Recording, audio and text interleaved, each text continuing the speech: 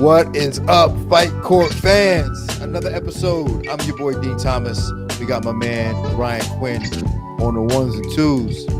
Big week ahead of us. UFC 314 taking place in Miami. That's our backyard, Ryan. So not far from us. I'll be working the event.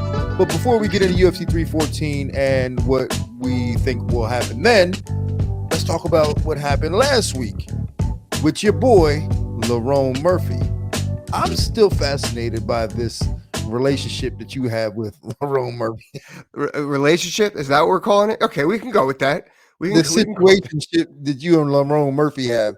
It's the weirdest thing to me. It really is. It doesn't make sense to me why he's like so high on your list of guys that you like to watch fight. He shot a clean double leg once, sold. That's it.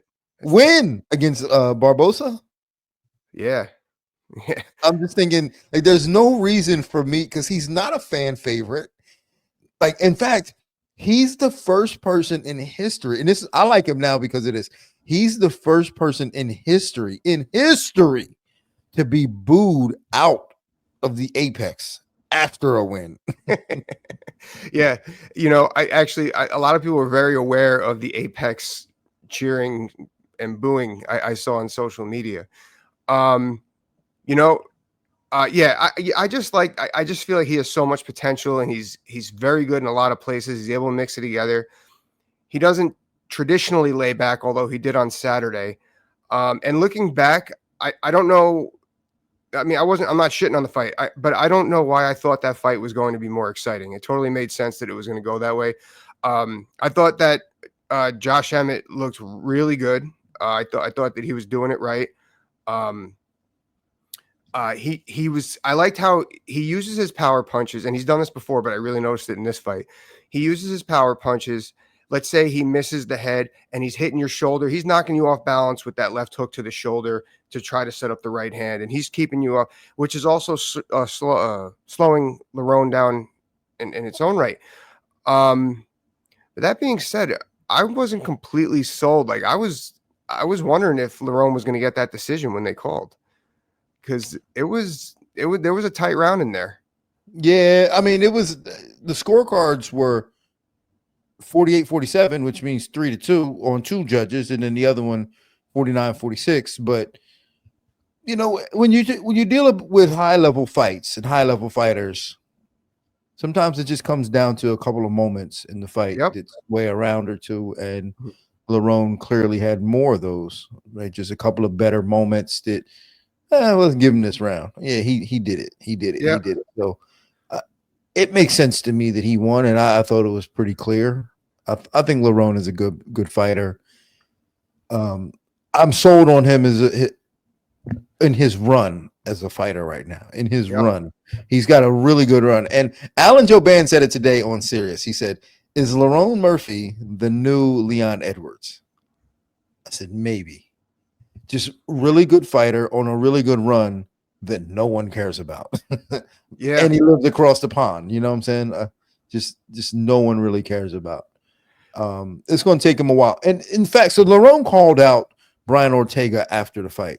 I thought that was the wrong call out. It might seem like the right idea, but I think Lerone would actually do better in terms of calling out the winner of Bryce Mitchell and John Silva. Like, he needs somebody who's going to elevate his star power. Yeah. Or somebody who he can shine on and knock out. But the last thing he wants to do is fight a guy he can't submit and a guy he can't knock out. I agree. Ortega is just a safe fight. I think that's a lot of the last fight. That's what we're going to see. And even a win there could ruin his stock. It's going to ruin, for sure. Like, he thinks it'll help his stock because Ortega's got a decent enough name, but it'll ruin his stock. It'll make him look like, all right, do we really want to bank our money on this guy in a main event spot or a co-main event spot in a big pay-per-view show when he's not selling no tickets? Nah, he's going to need somebody who's going to really force him to get down and dirty and look good in a down or dirty situation. Yep. You just triggered something. It makes me think. I think the UFC had the right idea with building these fighters in the UK, with putting them on the UK cards.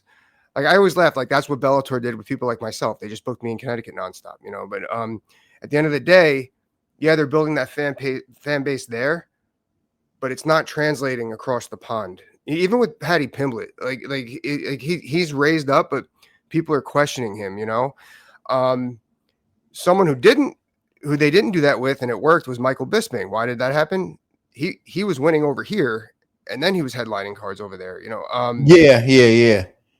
He had built up and I think he moved here pretty early where he built up a significant following here in the States. Mm-hmm.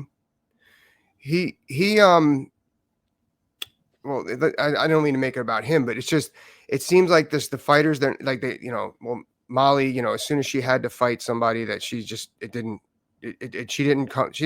show up, so to speak, you know, when it came to like going on the stepping up.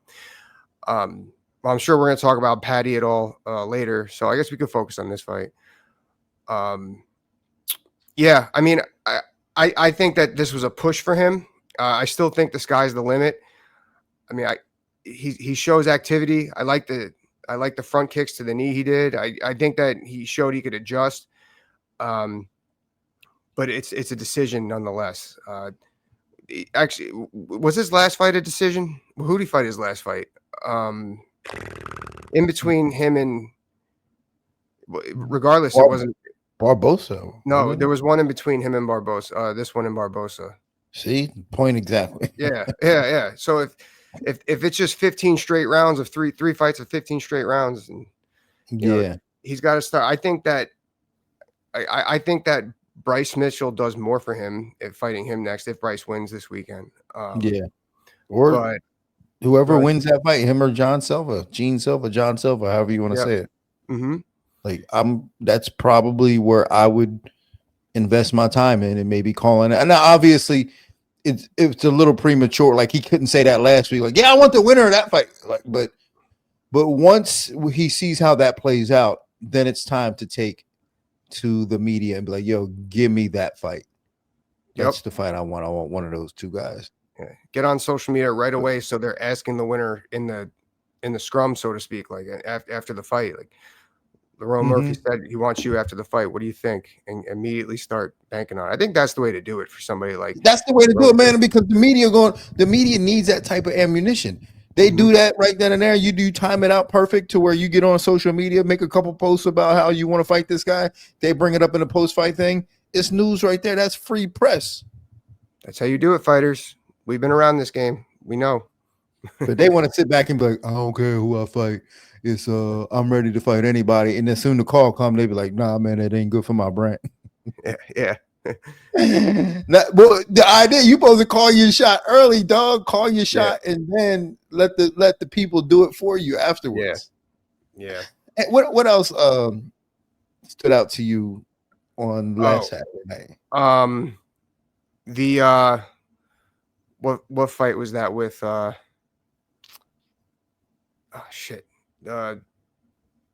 Tony Weeks had the bad decision for. Torres Finney and Valentin. Robert Valentin. I was hoping you'd bring that up. Torres Finney's, just the fact that it took him 3 wins in the Contender Series to get a deal, right? Like that's a story in itself. And just, this guy's like 5'6", fighting 180 pounds. Like he's just a beast of a human being, but just to me, that's first, I said this earlier too. Tony Weeks needs to be investigated for that. Like he needs to answer to that for sure. But regardless of the situation, you don't punish a guy because the other guy's not doing enough damage.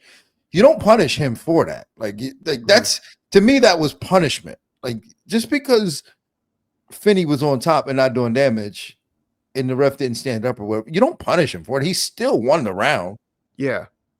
I think that was just him. And a lot of people are like, this is awesome that he's doing that. And I think that was him trying to make a statement. And now we have to be clear. Tony Weeks is not a rookie. Tony Weeks has a lot of experience in judging and refereeing alike. So more so in boxing, but he knows this shit. And go ahead. Yeah, but it's not your place to make a point, make a statement. It's your place to score it according to the judging criteria, not to make a point based on your determination or how you feel a fight should be. That's not the time. Like, you could talk about it afterwards, but based on the scoring system, yeah, damage. Okay, he didn't do much damage, and like, in fact, he averaged 4 punches around on the ground. That's embarrassing. But but he was still winning. But he did have some slams, which I don't know. Like I would think a slam. Three slams is more than 3 jabs as far as damage is concerned. That's what I would think. That counts, man. That counts. That's the game we're playing. He did enough. I mean, yeah, we all want to see him do more. I was looking how short Torres Finney was, and I'm surprised that nobody was going after how short he was. Well, they were going after, but they weren't like, this guy needs to drop a weight class, because I don't think that's the answer for him either. I think that he loses a lot of his explosiveness if he drops the 15 pounds. But yeah, he won within the rules, and that's that. I think that Tony Weeks. Let's talk about that a little bit, because I agree with you. I don't think that Tony should be punished either. Well, actually, no, he shouldn't be punished. He should just have to answer to it. That's not punishment to have to answer to how you scored the fight based on your interpretation of the scoring system. I would love to hear how he, like, these certain situations, and like, to me, that is clear. Like, that is clear. Like, in this situation like this, he should have to answer. I don't know if Mike Mazzulli calls him on the phone or Sal Diamato and them get him on. Hey, man, what the hell was you thinking? But you need to answer to this. Like, you got to answer to somebody. I actually scored that. I texted with Mike Mazzulli the next morning about it. I texted him immediately. I said, horrible judging call at the UFC last night. I know for sure you would have relieved Tony Weeks of his duties. And he said he didn't see it. He was coming back from Abu Dhabi for the bare knuckle fighting championships. And but he said he's going to look at it. I should text him again and see it. But text him, see what he say, man. Because go ahead. No, I was just gonna say, Mike Mazzulli he's in such a weird position that the people, everybody knows him in the game, right? He's he doesn't really get out much, but everybody knows him, and they either love him or hate him. I couldn't stand him. I couldn't stand when I first met him. Now, but me, I'm okay. Like, I've always been cool with him. Like, his intentions have always seemed good. I just think that, he like everybody else, wants their respect for the job that they do, and when he doesn't get it, he might feel some type of way about it, or maybe say some things about people that they don't like. So it's it's part of the job. Somebody has to make the answer. Somebody has to the buck stops. So that's where I respect that, and that's another. I respect the commissions that they do protect their own. You can't just keep frying judges who make mistakes, because no one's going to want to do it. It doesn't pay enough. But I think that there should be some answering here. It's funny. You remember when Danny Sabatello like flicked off the crowd or something in Connecticut, and he got fined or whatever? Like, I spoke with Mike about, like, listen, Danny's a good kid. Not that I was the deciding factor, but Mike said I helped a little bit. People found out about that, and then I started getting these emails and Instagram messages. Hey, can you talk with the commission? Like, people thought like I was like the middleman to get stuff overturned. And I'm like, and some of these fights, man, I'm like, first of all, I'm not going to abuse my relationship with them, because, we have stuff. They come on our shows and stuff. We don't. I'm not going to abuse that. And a lot of these things, like, I'm not bothering them with that bullshit. You got knocked out. Right. I go, but it wasn't fair because this. It wasn't fair because I get all that, man. And there's got to be a fine line. And I guess we do need somebody like Mike Mazzulli, who's at the head of that, who's not afraid to make the hard decisions. Yeah. And you're right about this too, is that you can't fry judges and referees every time we feel like they made a mistake. And that's not my point with Tony Weeks. Now, I'm not saying he's a bad judge or a bad ref. I just think that, in situations like that, he needs to answer to somebody, and it should be investigated. And sometimes it should be public, because the public needs to know that they're trying to be as fair as possible. Now, when you say that they don't get paid enough, that's another issue. Maybe they should get paid more. Maybe we should pay them more to hold them more accountable for doing a better job. I agree with you. I remember I asked Andy Foster about that when he was on my podcast, and I said, why don't you have them come out like a day earlier so they could speak with the fighters at weigh-ins maybe about the rules and stuff. And his response was, "Oh, well, a lot of these people have full-time jobs. They can't take the extra PTO to come out." It's like, well, I get that too, but we have to pay them enough to where it's worth it to do a great job and where it's worth it to get punished and not have that money coming in. I mean,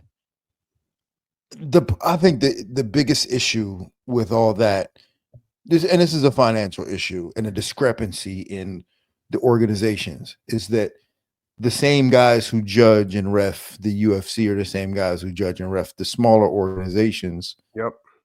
And it's appointed by the same people. And it would be unfair to charge the UFC more money to do the same job that they do King of the Cage. Yep. But it's also unfair to the UFC, right? Because now we're getting a crappy product. Yeah. Something has to be done about this. It just, we're talking about $1 billion company, $1 billion industry that the judges get paid like $100 a night. You know what I'm saying? Yeah. And I know that you're just throwing out a number, but it is not much higher than that. I don't know what it is. I don't know what it is, but I'm just throwing out a number of what I think is probably what the number might be. Yep. But I think that, not even the fans, the fighters and the coaches deserve to know, because it's scary. It's like, oh, these guys can keep, we don't know. Like, an investigation was conducted. We found this, and that, just respond something. What did he see? Something. We deserve it as the fighters and the coaches, knowing going forward. And if I was making $100,000 and $100,000 in a fight, and my ref or my judge, not my ref, but my judge, the judges were making, I'm throw that number out again, $100 a night, I would be like, yo, I don't want that dude. I want a dude who's making, $2,000 tonight. Somebody who cares about the job. I want a dude who if he gets fired, cares. He wants to make that $2,000 again. Yeah, I need a dude who's making $5,000 to do the job tonight. Not a dude because if he gets this wrong and I miss out on $100,000 because he got it wrong, that don't fly well with me. Yeah, not right, not fair in the least. But honestly, I think that's mostly what stuck out to me. What about you? What else happened? So I mean that really was it too. Kind of the Perez Finney fight. Lerone Murphy did well, but Perez Finney, I actually on Sirius XM, I threw out an invitation to him to give him a couple sessions on what I think would help him be a better fighter. I threw it out an open invitation. Say, hit me up, dog. He probably ain't gonna hit me up, but out of respect to his coaches. But hey, that's his loss, not mine. Yeah. That throw 4 punches a fight. That's on you, not me. So I'm gonna get throwing 5 punches a fight. Yeah. Other than that, Ode Osborne, we'll talk to him later this week. I'm sure we'll put that up later this week when we catch up with him. Talita Alencar beating Vanessa Demopoulos early in the night. I thought Talita looked better than she's ever looked before, and she has a skill set that really carries over well in the strawweight division, just being a very top-heavy grappler with durability on her feet, and and she's shorter and more kind of stocky and powerful. So she's somebody to watch out for. If I was a strawweight, I'd look out for her actually. Yeah, for sure. Yeah. I'm just trying to think what else. I think. Well, we could talk about Ode's fight. He looked really good with his striking. I'm looking forward to talking with him again. And I love what they said about. Well, I guess we could save it for him, but I loved what he did look comfortable when he was on the ground. At one point, I was like, dude, is this guy falling asleep when he was in side control? You put yourself on mute. There you My go. bad. I'm tripping tonight. Good. But so last week, that was last week, but the more important thing, not associated to the fighters, but this week, Miami. Yeah. Volk and Diego. How great is that, man? How great! I love that fight. Yeah. What a treat. 2 guys that really, really love to fight. No beef. You know what I'm saying? That's what makes it better. Like we're not talking Colby and Usman, right? Where there's beef. They got us excited because there was beef between the two, and we thought it was going to be great. We're not talking about Muhammad Mokaev and Manel Kopp, who got us excited because because there was beef, and we thought they were going to be excited to fight each other, and it turned out to be the complete opposite because they were scared to lose to each other. We're talking about two guys that just love to fight and have respect for each other, and we know because of that they're going to give us a good fight. Absolutely. Yeah, this is definitely going to be a great event. I'm really looking forward to it. And guys that show up and implement or look to implement their game plan, they're not just trying to like save a round. I don't see anyone really throwing away a round either in that fight. You know, in 5-round fights that tends to happen. You know, you got Volk, an outstanding fight IQ, and then you got Diego Lopes, who's just on the rise, throwing bombs. I know that a lot of people say his gas tank's in question. Maybe. But he's, like I said, he's on the rise. He could be figuring out something different with his strength and conditioning. Maybe the way he's breathing in between rounds. Because when you throw those power punches, if you don't catch yourself, you could lose a lot of wind. Yeah, it's not a strength and conditioning issue with him. It's a management issue with him. Mm-hmm. You know, he's like when you see him throwing punch, like even his guard, like he's squeezing his hands. Like he's got a energy management issue. I'm not sure he'll be a different fighter or he'll be as good of a fighter as he is if he changes that though. That's the problem. True. He kind of has to fight that way, and it takes years to kind of remove yourself of those habits and learn a different style. Yeah. Mm-hmm. So for that reason, you know, I keep going back and forth with this like I do with every other fight. But as of this moment, right now, as we're recording this podcast, I'm picking Volk to win because of that energy management system discrepancy in Diego Lopes. I think that, you know, and you can say what you want. Well, he's done a lot more cardio. He's still going to get tired. And just because you do more cardio doesn't mean that you're still operating at a high level later in the fight. You're just surviving longer because you've been able to try to increase your threshold of pain for cardio. So I don't think he's fought 5 rounds in the UFC yet, correct? No, he hasn't. Okay, he hasn't. Now that's a big difference between fighting 5 rounds in the UFC and 5 rounds in LFA or whatever, you know. But you bring up management. I think that is the key word. That is the X factor of this fight. I remember a long time ago I asked you, how do you train fighters for a 5-round fight? Because they can't spar double the rounds in a week. It's not going to work. And you say, well, there's some times where if there's a 50-50 scramble or there's a situation where they're throwing flurries, maybe they'll defer that one. Maybe they'll retreat a little bit and then they'll save it for the next round as opposed to the 30 seconds in round 3. They'll go into round 4, try to win round 4, things like that. Volk is the ultimate fight IQ. You know, he's going to be able to manage those situations a lot better. He's going to know where to throw situations away, scoring situations to win it back later. And against somebody who has those cardiac management issues, that's a big factor in this fight. So I think Volk wins it too. Yeah. You know, just some guys are really good at fighting 5-round fights. And it's not that they're in better shape, that they just can get on a treadmill and outlast the other guy. No, it's just like when I think about that, I think the best 5-round fighter that I've seen in a long, maybe ever, is Kamaru Usman. Mm-hmm.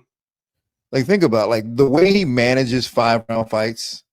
Like, he doesn't waste any energy. He doesn't look tired at all at any point in it. He is very intentional about what he's doing. And he's really good at fighting 5-round fights, and it's all well within his skill set.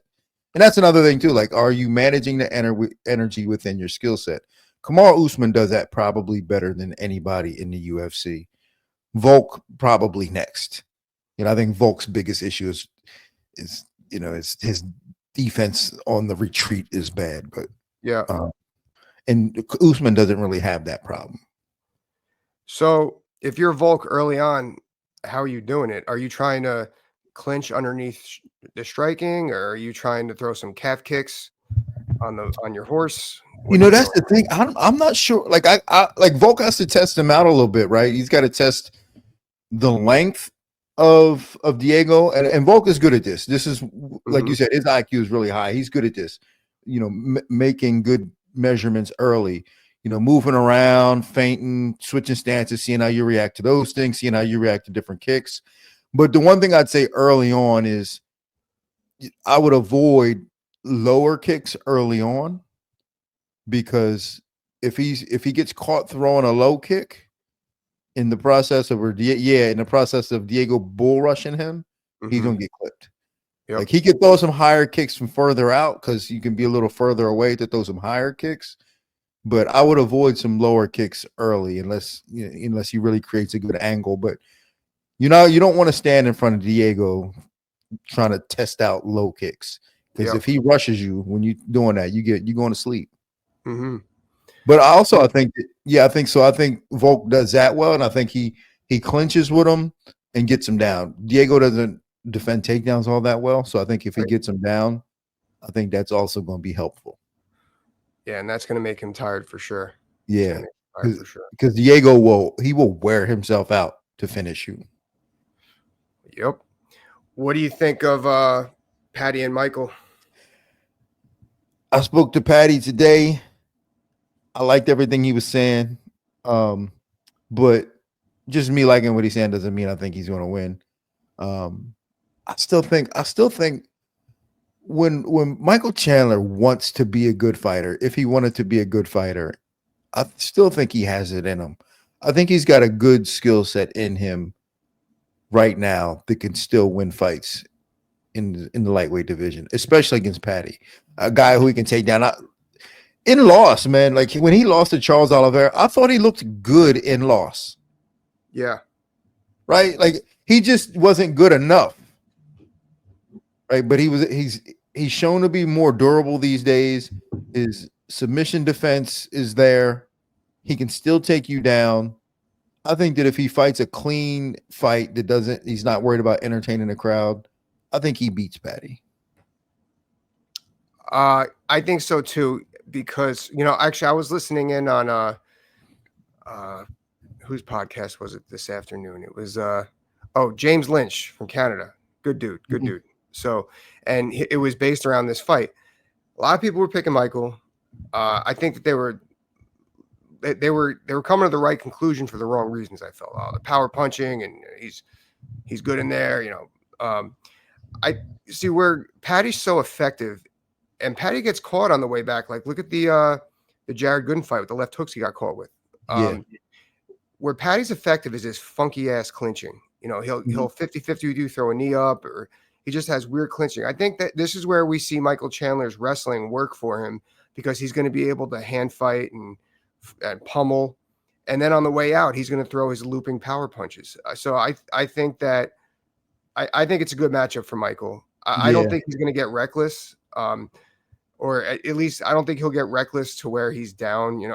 I think that it's a good matchup, and he's going to score with the power punching and negating the funky clinch work from Paddy Pimblett.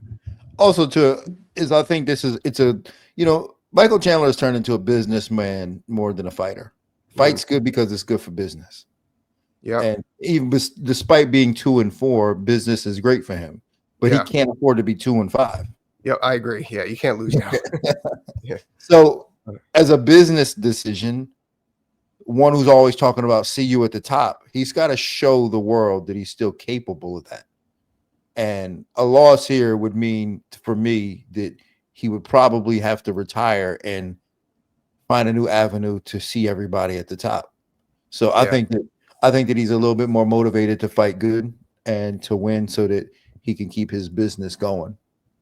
I agree with you there. I mean, not that I care about the Chandler McGregor fight anyway, but nobody's going to care about it if he loses to Paddy Pimblett. Yeah. No one's going to care about him at all if he loses to Paddy Pimblett. So he's kind of has to win this one for business. And third on the card, Yair Pitbull. Oh yeah.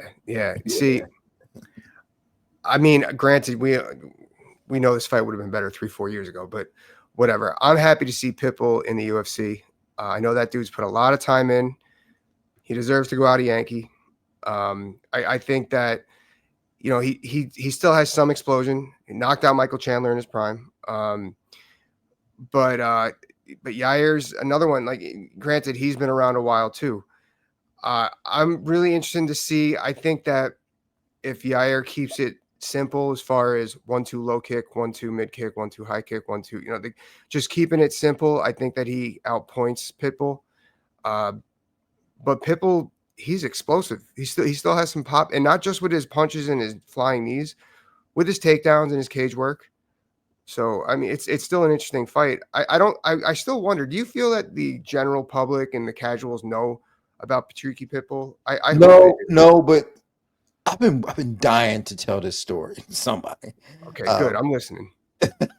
I was at the ale house the other day eating some wings by myself, as I typically like to do, and an ad for the UFC came on TV, on one of the TV screens. And in that moment, I wanted to feel like a casual fan, because I've been like seeing like boxing ads. Like I was watching Amazon Prime the other day, and some ONE FC ads were coming on, and I just wasn't interested in it at all. I was like, I don't care. Like whatever they were doing the ads, it didn't make me feel anything. So I'm watching. So as I was watching this commercial of the UFC, I was trying to put myself in a casual fan's shoes, thinking, do I care about this? And nothing made me care more than just seeing Pitbull come up with the name Pitbull. And I said, as a casual fan, seeing that, I go, who in the hell calls themselves Pitbull? I got to see this guy fight. Yeah. And of all the names, so they talked about Diego Lopes and Volkanovski, and I was kind of like, I don't really care. And they talked about Paddy and Mike Chandler. I'm like, I don't really care. But when they showed Pitbull, just the word Pitbull on the screen, I thought to myself, I gotta see this guy fight. They made me care. Just seeing that made me care. So with that being said, I don't know if the fans know who he is or cares who he is, but there's just something about calling yourself Pitbull that makes me care and want to see him fight. It's his brother's nickname too. Actually, I think I know. Talk about originality, right? Come on, man. Actually, if you take 10 Brazilian fighters, 3 of them, their nickname is Pitbull. It's the truth, God honest truth. But none of them. What's that? There's only one original. Go ahead. I know there's one original, but nobody has really been able to settle into the name like this one. And it's probably because you can't really say you don't know how to pronounce his last name, so you just kind of have to call him Pitbull. What is his last name? Ferrari. Yeah. It's like, I was like, I fought on the card with him and his brother, like all together, like 3 or 4 separate times. And I don't even, Ferrari or something. It's Patricky and Patricio. Yeah. So I think he's Patricky. No, he's Patricio. He's Patricio, but you call him Pitbull, and that's okay, right? It's okay. It's Pitbull. But like anybody who's bold enough to make that statement and be like, yo, my name is Pitbull, like, yo, I'm in. I'm sold. I want to see you fight. Mm-hmm. So I like that the UFC is not wasting any time of confusing fans with his real name, because I think like that actually turns me off. Like when I'm watching these ads of like seeing these guys with these crazy names, it turns me off. Great marketing. Man. Give me the silent assassin. You know what I'm saying? Give me something that I can sink my teeth into. But I like that fight. But the last one I want to talk to you about is Bryce Mitchell and John Jean, however you want to say Silva. So a lot of people, I mean, I think that Jean can come out, start throwing John Silva. Pitbull. I think we'll call him Pitbull too. No, I think so. I think Silva can come out. I think that if he gets aggressive early and creates some angles, he could just keep the pressure on him with the striking and do it. Now, Bryce, level change is pretty good. I'm not going to say he's got great wrestling. You see, a lot of these people, and like Lerone falls in this category too. A lot of people I found with the featherweights, if you could take down Edson Barbosa, that all of a sudden you got great wrestling. That's what it seems like. It comes, he's got great wrestling. I felt that Edson lost his hip strength when he dropped to 45, so his takedown defense isn't what it was at 155. Plus, he's a little bit older. But that's what popped Bryce Mitchell off. you know, when he beat him. I mean, I think that Silva comes out on top with this one. I know Bryce is, you know, he's solid, got solid grappling, but I think Silva's big enough too, where he can just keep his range and outscore him with the striking. Well, to me, Silva's a knockout artist. Yep. But Yeah. part of getting knocked out, I always say this is part of being knocked out is your fault. Like if you get knocked out, you have to accept some responsibility in that. Like you've done something wrong. Like you missed a defensive assignment somewhere. And I think so. I've worked with Bryce a little bit, a few days, talking to him and trying to give him some ideas on how to. What was that like? You gave him ideas? Yeah. Well, just trying to give him some ideas on how to approach the fight, you know, how maybe some shots, so in his shot selection, some that are better than others. But I think the most important thing was don't help him out any. Yeah. You know, like you can't stand in front of him and lob up softballs. You know, don't be a pitching machine to this guy. Don't be right there for him to get a good punch off. So just being elusive and taking good shots. And when you take good shots, and I always tell people this is that, you know, sometimes we confuse being good wrestling with good takedowns. Yeah. Like you don't have to be a good wrestler to have good takedowns. Like you have to be able to get in deep. And this is, you know, talking to GSP, he's talked about this a few weeks ago with me, and that was it. His karate footwork got him into the shots. It wasn't wrestling. It was his karate footwork that got him into the shots. And this is something I was talking to Bryce about, man. Like you just got to take good shots. You got to have good shot selection. Like you can't take bad shots. And if he can use his footwork to stay elusive and not get hit on with a big shot and use that footwork to be able to take good shots on takedowns, he can win this fight. But he can't make it easy for Silva because Silva will put him out for sure. Yep. And where would he shoot? If he could shoot underneath some power punches or if he could jab, like I feel that me as a fighter, I had good wrestling, but it got better when my boxing improved because you got to set it up for mixed martial arts. And to like what GSP was saying to you, like he used his footwork, his karate footwork to create angles to come in and out and create some torque for his takedowns. I believe that if Brock Lesnar learned how to jab, that he would have held that title a lot longer than because he could take people down off the jab. For sure. Punch. But so that's the game that he falls in. You can't just shoot wildly. You know, I say to my grapplers all the time in class, like to your point, don't help them out. When I'm on top of them, whether it's in side control or mount, and then they do some spastic, and then I hit that arm triangle or darce or guillotine, I'll tell them after, you did all the hard work for my submission there. Yeah, that was your fault. That wasn't my fault. That wasn't me. That was you. Yeah, you did all the hard work for me. Yeah. And you did that's what it is. Yeah, don't do it for him. Make him make you make those mistakes. Yeah, and that's one thing that I've been stressing to my fighters too, is like even if you can't be doing good things offensively all the time, just don't do dumb things. Yeah. Just don't fuck it up. Like you cannot be a great fighter, but just don't fuck up. Like you'll go a lot further just not fucking up than even if you're not that great. I was coaching my son's jiu-jitsu class today. You know, they're 4 years old, and I went over a double leg, and it was just simple, just lunge down, grab the legs. And it's so funny how any athlete you're working with, whether they're 4 or 40, you know, like they're just like looking at you like, is this good? Is this good? And then it like, let's say they got in good. I clapped and I went over to the next one. And then I look back like 10, 15 seconds later, they're still there because I didn't tell them to get back up. It was so funny. That's hilarious. Oh yeah. man. But you know, Ryan, if you could teach 4-year-olds how to do something, you know what you're doing, and you can teach anybody how That's to do how that. I was taking it. Yeah, that has helped my coach. Like just having schools since the mid 2000s, early 2000s, and having to teach 5-year-olds how to do something helped me as a coach a lot. Yeah.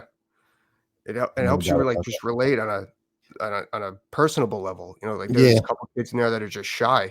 You can't not coach them because they're shy. yeah, They're there for you to help them not be yeah, shy. You know, yeah, yeah. It's the name of the game. So, are you going to be able to go to the fight this weekend? You headed down there or no? I'm gonna be in Legoland. I'll be watching Oh, on my phone. Legoland Yeah, it yeah, is. yeah. No. Speaking of my son, it's his birthday, so we're going to Legoland. So I'll be Well, happy watching on my birthday phone. for Quinn Jr. Thank you, thank Yeah. you. But well, you have fun out there, man. I'll be at the fight. Yeah, I'll be texting you. Get a clip with so and so about whatever. Oh yeah, I know. But even before that, man, I'm hoping that we can get O'Day Osborne on the show before next week. So I'm going to be very optimistic about us getting O'Day Osborne and say we're not going to do this again only next week, but we're going to do this again later this week with O'Day Osborne. So as you're listening to this, hopefully we catch O'Day Osborne within the next couple of days. But Ryan, man, it's been real. It's been fun. What else? No, that's it. That's it. That's all. All right, my man. Well, if you enjoyed the show, hit like, share, subscribe, comment, tell your friends about it. We love you. And on that, this court is adjourned.